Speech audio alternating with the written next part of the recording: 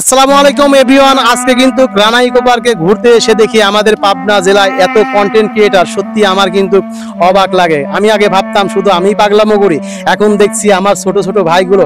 আসসালামু আলাইকুম ভাই, কোথা থেকে আসছেন? ওয়ালাইকুম আসসালাম ভাই, আমাদের বাসা হচ্ছে পাবনা, গ্রাম হচ্ছে দুবলিয়া।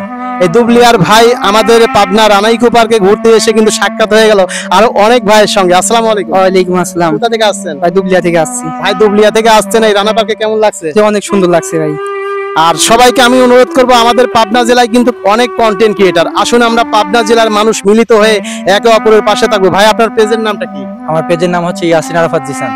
ইয়াসিন আরাফাত জিসান। আমরা সবাই মিলিত হয়ে কাজ করব। আর পাবনা জেলার মানুষ কিন্তু শান্তিপ্রিয় মানুষ, সবাই চায় এখান থেকে সফলতা বয়ে আনতে, তাই আমরা মিলেমিশে কাজ করলে আমাদের মনে হয়। আপনি কি মনিটাইজেশন পেয়েছেন? না ভাই, আমি মনিটাইজেশন পাই নাই, ইনশাআল্লাহ আশা করা যায় পাবো। ইনশাল্লাহ অবশ্যই আমরা দোয়া করি আমাদের ছোট্ট ভাইটা যেন অবশ্যই ফেসবুক পেজ থেকে যেন মনিটাইজেশন পায়, সেই সোনার হরিণ।